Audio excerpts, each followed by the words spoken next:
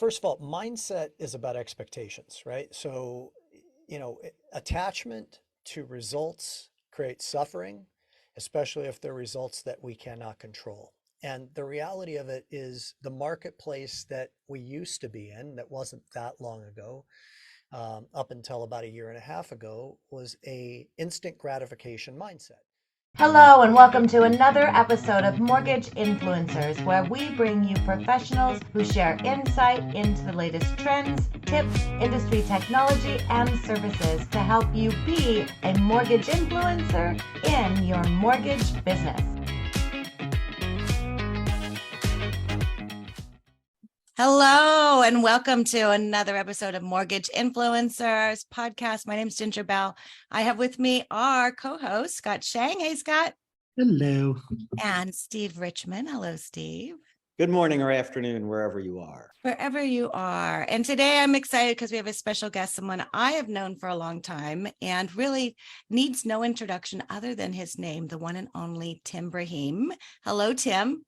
Hi, thank you so much for having me, you guys. Oh, we're excited. So I am going to let people know, because a lot of it, for me, I met you with Loan Toolbox. And so and I can just tell you, huge fan, Tim. Everything that you did with Loan Toolbox had a huge impact on everything that I've done. So I want to thank you for that leadership, that mentorship, and everything you did to have a huge impact on our industry. So first and foremost, that if you are joining in and have been a member of Loan Toolbox back in the day, or remember Tim and his wonderful content, his conferences, let us know.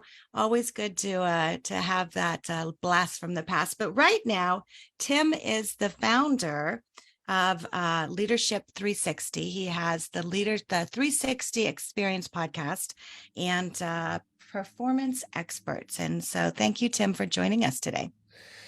Thank you so much for having me, and I'm just flattered that you remember Loan Toolbox. It takes us back quite a while, doesn't it? Oh, wow. We talk about, it's so funny. No one has filled that space.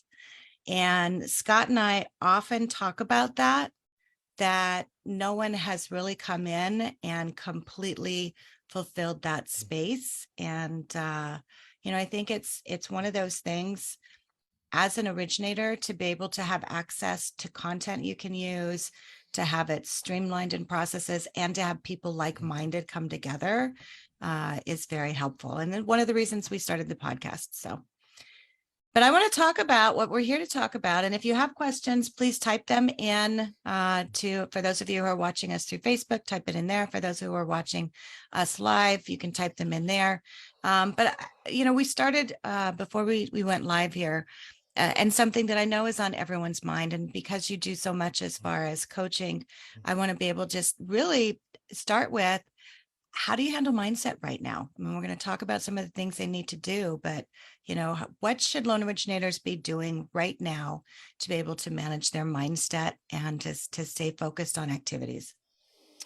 Sure, I'll take both of those, the activities and the mindset, all in one stream of consciousness. I mean, first of all, mindset is about expectations, right? So, attachment to results creates suffering, especially if they're results that we cannot control. And the reality of it is the marketplace that we used to be in, that wasn't that long ago, up until about a year and a half ago, was a instant gratification mindset. It didn't take an awful lot to be successful in the business. Let's be honest about it. And the activities that we were engaged in during that period of time were about leadership, process flow and efficiency, time management, and trying to get as many loans funded as we possibly could. And we would get our gratification from our successes, and our successes were very easily associated with how many loans did you lock this week? And people were throwing out numbers of anywhere between 5 and 25, okay? And you get that dopamine hit, that adrenaline hit, and it feels really good. The only thing that didn't feel good is that you were working a lot harder than you wanted to work, but it felt really good when you got your check at the end of the month. Right. Then all of a sudden, seemingly on a dime, and that's not new because it's always been this way, that it does turn on a dime. All of a sudden, that gratification wasn't there anymore. So one's ability to feel good about oneself on an emotional level was stripped away very quickly. So, to answer your question, we need to redefine what a successful week looks like. If we're still defining a successful week by how many loans we've locked, we're setting ourselves up for disappointment, frustration, and even questioning whether or not. I had a guy yesterday on a national Zoom call that I was doing saying, I'm finding myself questioning whether or not I should keep doing this. And I know that feeling. I mean, but that feeling comes from having a skewed mindset as to what success looks like. This is a market that we're in right now that is about planting seeds. I know you've heard the analogy of planting seeds, and they're going to, germinate later and all these types of things. But these are the markets where real loan originators and real estate agents are made. And the reason that I say that is because in the former market that we were in, you didn't have to possess a vast amount of skills to be successful. In today's market, you have to really get good at several things that maybe you weren't required to be good at before. You need to be really good at your critical knowledge of product. Okay, those are the things that will allow you to get a deal done that maybe somebody else couldn't get done, that Mhm. will subsequently generate a new relationship that will be one that will be valuable to you in the future for many years to come. And let's actually isolate that for a second. In a refi market, you do a deal, you get your paycheck, you move on. We get that instant gratification hit that I'm talking about. But in this market, a relationship could be worth thousands and thousands and thousands of dollars in the future if it's a true relationship. So today's market is about building relationships. And I want to get into your database here in a minute and how to do that with referral partners. But let's first establish that the mindset needs to shift from transactional to relational. In the previous market, it was very transactional. How many loans can I get done? Now it's very relational. How many friendships can I build? And I want to really use the term friendship because I think it's an important one. I've said for 20 plus years, the loan originator with the most friends wins. Okay, but relationships take time. They take time to establish, they take time to yield. So patience is required. So what we want to be measuring our success by is the amount of meaningful connections we're forging on a weekly basis rather than the amount of loans that we're locking on a weekly basis. The amount of meaningful connections we are creating on a weekly basis will result in the future in you generating a lot more loans than you can even dream of if you do it the right way now. But this is a market that requires patience. It requires you becoming very resourceful, meaning, again, knowing the products that you have to offer, knowing the products you're competing against and how to sell against them, really understanding on a deep level how to structure loans. So I went through two of these markets, 94 and 99. I remember vividly in 1999 sitting down with three different CPAs for lunch and asking them to teach me how to read tax returns. And the reason that I wanted them to teach me how to read tax returns and all the schedules is because I realized that my livelihood is going to depend upon me being able to get deals done that other originators can't get done because they don't know how to break down a file in the way that I know I need to be able to break a file down to get the tough deal done. 3 years ago, you passed on the tough deals because they slowed you down. Now the tough deals are your gateway. It's the key that unlocks the door to that connection and that relationship that you need so desperately right now and for your future. So the things you need to be mastering right now to break it down: product knowledge, understanding how to structure deals. You need to master your sales presentation, your scripting. Let me give you an example of that. I used to put a tape recorder. I'm going to really date myself now, and I'm sure that Steve's going to be able to relate to this, okay? So I used to put a tape recorder on my desk. And whenever I would have a call with a prospective borrower or a referral partner, I'd just hit record and I would talk to them. And then when I was done, I would hit rewind and I'd go back and I'd listen to it and I'd take notes on the things that I thought that I said really well. Okay, how do I capitalize on this even more? And what are the things that I don't like the way I sounded? It's this critical analysis this becoming a student of your craft and continually evolving and refining the way you present yourself that will allow for you to convert one extra person a month that you wouldn't have gotten had you not done this process. And then the third thing is marketing. I mean, these are the three things we need to be thinking about right now: our knowledge, our sales presentation skills, and how are we getting at bats. Marketing generates at bats. Sales presentations increase your batting average. You don't have as many at bats as you used to have. So you need to figure out how to get in front of more people. And then number two is you need to figure out how to convert at a higher percentage than you were in the past. You could afford to be a 150 or 200 hitter back in the refi boom, and you still made a ton of money.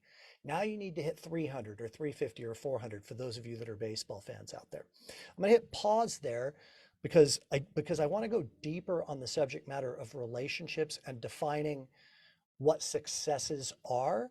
But I want to see if, I could talk forever and I don't want to dominate the conversation. I want to see if you guys have anything else to say. Scott, you usually have a good question. I can see he's like holding back. He's like, okay, I've got like, no, he's actually, all I can do is just completely confirm everything that he's saying. I mean, it's, I don't say it as eloquently, but I 100% agree with you. I don't have anything to add to that. I think that's the absolute best advice in this market. But it's that, you really have to recognize, and I say this often, this is the market for building your database.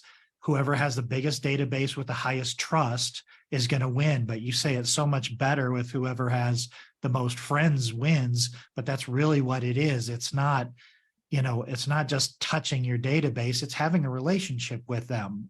They get to know you, they trust you, and you'll earn their business when the market is available to them. But right now, there is no lack of demand. There's no lack of people that have questions about what's happening in the market and what does this mean to me? And it's an opportunity for you to build relationships with those folks, so that when the market does go in their favor so that they can take advantage, you're the first person that they think of. So no, please continue. I want to hear more. No, that's perfect, Scott. So let's take 2 steps back and analyze the word relationship or friendship, either one. Pick whichever one resonates more for you. We like to throw around the term relationship, referral partner relationships, but I don't think enough time is really spent on what constitutes a relationship. Mm-hmm. So think of the relationships that you have in your life that are meaningful to you. In most cases, they're meaningful to you because that person has made some type of an impact on you that is memorable and valuable to you. Now, that could be they've given you advice. It could be that they made you laugh. I have lots of relationships that I revere because they make me laugh. And laughter is an underestimated virtue in today's world. It could be because they just make you feel good because they see you and they show that they care. Okay, so what we're looking for is relationships. So let's talk about the database. And I want everyone to hear me so clearly on this. I can't say this with any more passion and vigor. You do not want the next phone call that you make to your database. You don't want that call to be the one where you're selling them something. Mm-hmm. That's not the next phone call. Okay, there's a lot of pressure that originators put on themselves, and I presume realtors as well. And they don't call their database because they don't feel like they have the right script. Like, I don't know what to say. I hear this all the time. Like, I know I need to call them, but everybody's at 2 5/8. Like, what do I say? You're missing it. Again, we need to redefine what a successful week looks like. What if a successful week was how many people in that database I could have a connection with, serve them in some way? And again, it could be hearing them. It could be making them laugh. It could be asking them if there's anything that they need that you might be able to help them with. Take all the pressure off. Take out of the equation that your objective is to get a deal. It could happen that you'll get a deal by making these calls, but that's not the objective. The objective is to show them that you care. You need to be contacting every single person during this slow time when you have the time and asking them how they're doing. So many people in your database don't want to be in the home that they're currently in, but they're trapped because rates are way too high and their tax basis is much lower than if they were to buy something else. Okay, so it's not time right now to get them to move forward, but it is time right now to show them you care. Because if you show them that you care and you simply call them without an agenda, ask them how they're doing, guess what happens to their guard for those of you that are watching? It starts to go down. Oh, wow, she's calling me for no other reason, just say hi. Wow, what a pleasant conversation that was for 5 minutes with that person. Now, when rates do drop, or when they decide they do want to move forward with buying another home, they're going to call you, or when you call them, they're going to be very receptive to your phone call and not comparing you to the other 5 people that are soliciting them because you're the one that they have a connection with. You're the one that cared about them enough to stay in touch with them. But again, and in closing, most originators don't stay in touch because they feel like they don't know what to say. And then 2 years, 3 years, 5 years go by, and now they really have call reluctance because they have guilt. Because they say, well, they might have refied with somebody else for all I know. I can't call them. I don't want to be embarrassed. Take all the pressure off. This is a market about building friendships. The more friendships you build right now, the more it will yield in the months ahead. I can promise you that. I know that from personal experience. Well, I think a lot of it too in building those relationships. And Rick Rock, I know you know Rick, good friend of ours for a long time in the industry. Hello, Rick.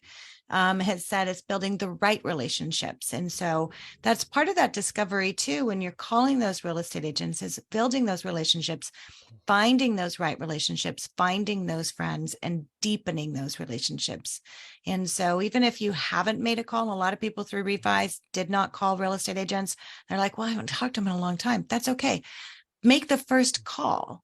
Make that first call. We've also found, and we produce a lot of podcasts that loan officers are doing, inviting, and that first call or the second call, and sometimes even the third call is like, hey, come onto my podcast. Let me help you with your marketing. Let me showcase some of the things that you're doing. You know, we had Theone Rappo on last week, and she talked about she's calling real estate agents who have open houses and saying, hey, can I come in and showcase your home on my channel, because she has a lot of followers. And so it's not just a matter of calling and saying, hey, how you doing? But it's a matter of calling and saying, hey, how can I help?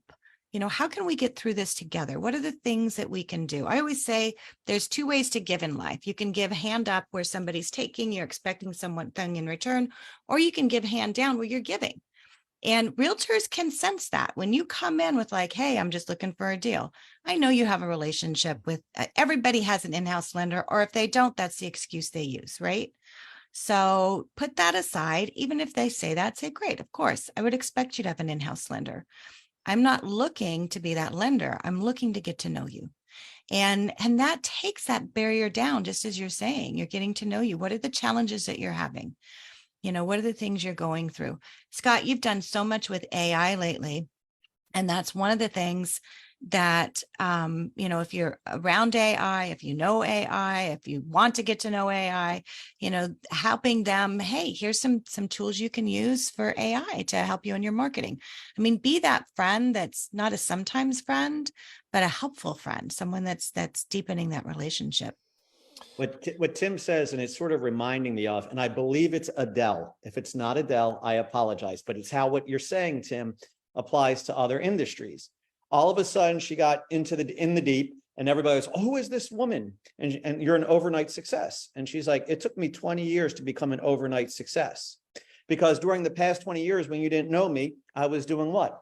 I was marketing, I was perfecting my voice, and I was working on my network so that when the opportunity struck, just like you said, it's going to come back. It turns on a dime. When that opportunity strikes, boom, here I am, and I'm ready to go. It took me 20 years to become an overnight success. And that's exactly what you're talking about. Hey, do all the right things now, and then that's setting you up for the future. I think that's what you're saying. Yes, of course. Of course. Yes, absolutely. That's a great analogy to Adele. Let me give you a couple of scripts, okay, to take some of the pressure off. So one of them's mine. One of them is a dear friend of mine, client of mine, Mark Robertson, whose episode of my podcast just aired. Let's start with him and realtors. So what he's been doing, and I think this is brilliant, is he's gone back all the way to 2008, I believe he said. And he's calling every realtor that he did a transaction with since 2008. And his script is a gratitude call. So he calls them to thank them. He said, he tells the truth, which, by the way, the truth is the easiest script. You don't need to memorize anything. Just tell the truth. People love vulnerability. Their guard drops when they can feel your vulnerability. Their guard goes up when they can feel your agenda. If your agenda is to be vulnerable, they feel safe, their guard comes down, and they're much more receptive.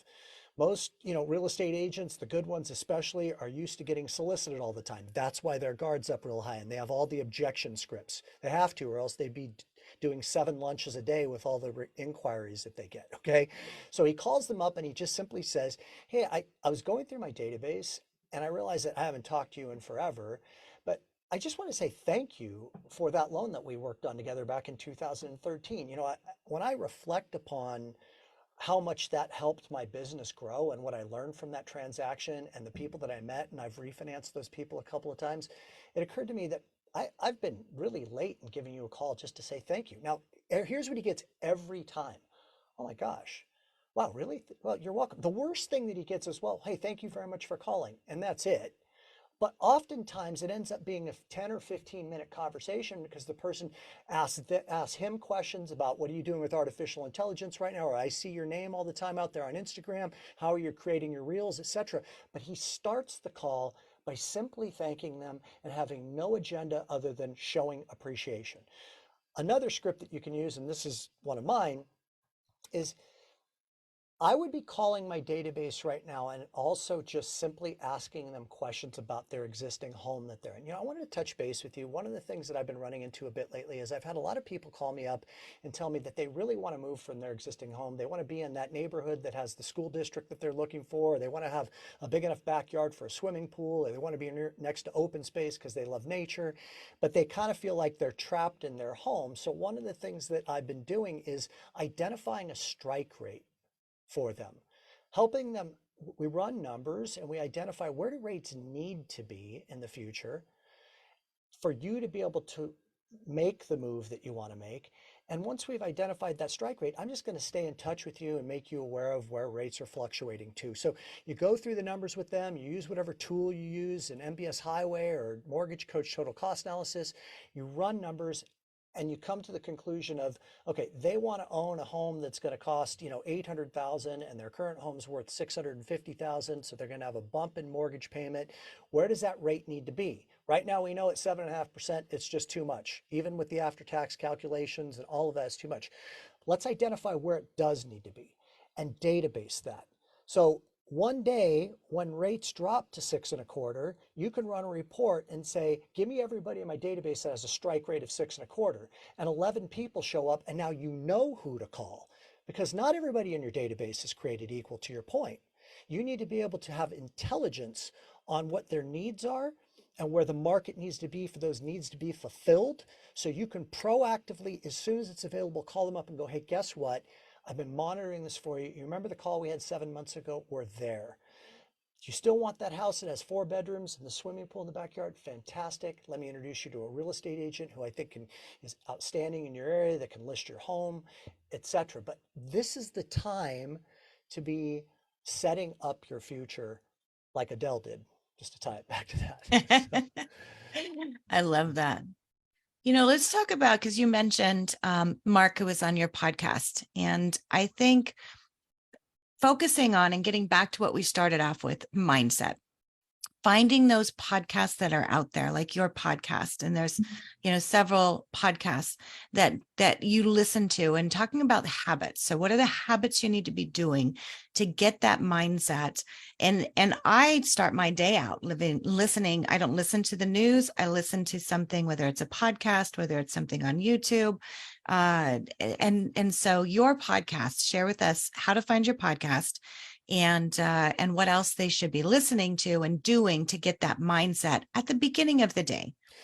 It's a great point. How you start your day is how your day will unfold, for sure. So the podcast is the 360 Experience with Tim Braheem, and it's on Spotify and Apple and YouTube and all those places. So thank you for letting me share that.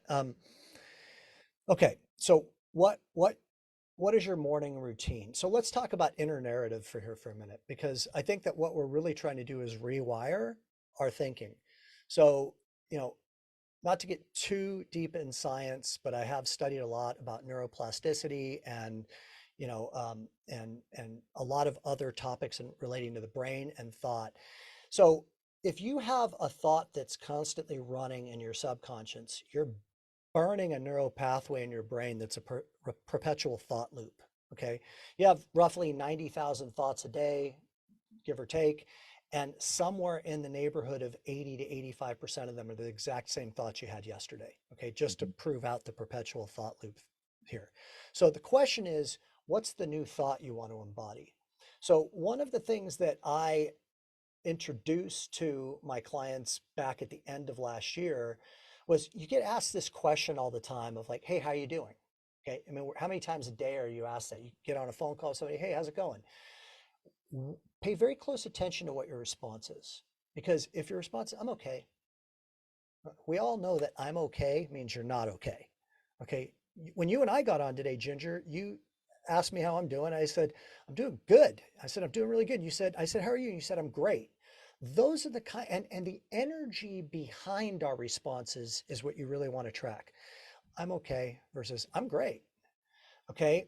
So being very vigilant and a custodian of the words that come out of your mouth and the thoughts that you allow to enter your consciousness is very important. So the mantra that I introduced to my clients was, when a realtor or one of your work colleagues asks you, how are you doing today? Or how's business? That's another one. How's business? Oh, well, it sucks. I mean, well, it's not as good as it was last year. Okay. How about replacing it with, I'm figuring it out. I'm just figuring it out right now. I'm trying new things. I'm learning, I'm growing, I'm figuring it out. That's your mantra.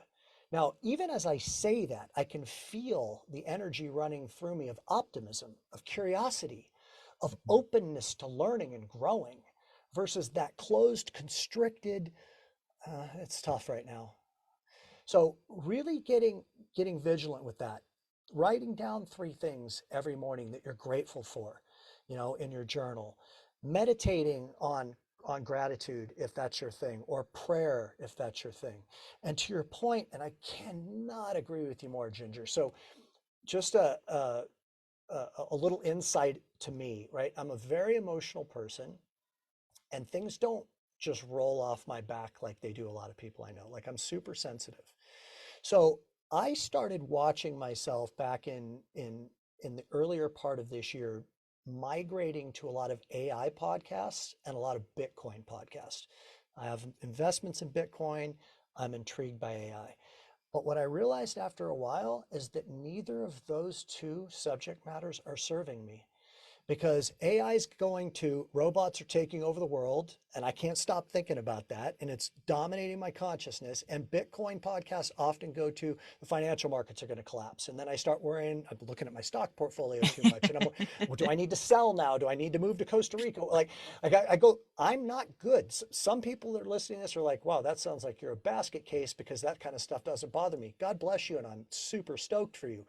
Knowing thyself is my point.